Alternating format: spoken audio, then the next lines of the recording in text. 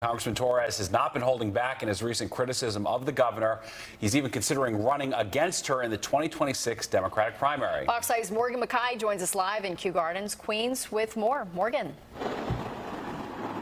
Steve and Natasha, you wouldn't know that the governor's race is a little less than 2 years away with how some of these politicians are talking right now. But Congressman Ritchie Torres making it clear that if Governor Kathy Hochul decides to run again in 2026 like she plans, then Democrats are at risk of losing to a Republican for the first time in more than 20 years. I'm in governing mode, and that's where I'm going to stay. Governor Kathy Hochul brushing off the criticism, but Democratic Congressman Ritchie Torres is only getting started. Governor Hochul is well-intentioned, but fundamentally ineffective at governing New York. Torres not announcing yet whether he will run for governor and challenge Hochul in a primary, but pointed at the major gains President-elect Donald Trump made in New York this past election. And when it comes down to who's to blame, Torres says it starts at the top of the ticket with Hochul. I worry that Kathy Hochul is the new Joe Biden. Like, she is in denial about the depth of her unpopularity and her vulnerabilities as a Democratic nominee.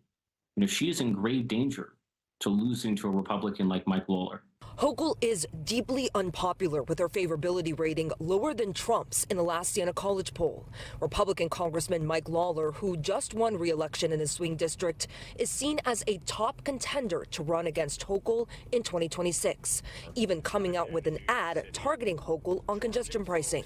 I've been opposed to congestion pricing from day one.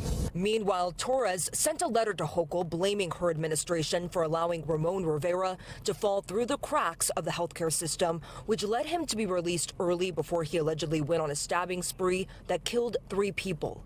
And Torres didn't stop there, saying that Hochul has made a number of decisions that are hurting New Yorkers, from lack of efforts to tackle out-migration to re-implementing congestion pricing. This reflects the kind of erratic, chaotic governance that New Yorkers resent. What New Yorkers want is a government that delivers for them. Hochul defended her work, pointing specifically to investments she has made to mental health services and public safety. When it comes to Rivera, I refuse to politicize what was a horrific attack. I'm running for election, but not now. I'm governing. Now Torres says that soon he's going to be kicking off a statewide listening tour, visiting some of those upstate counties. After that, he says, stay tuned. Reporting live, I'm Morgan McKay. Steve and Natasha, back to you.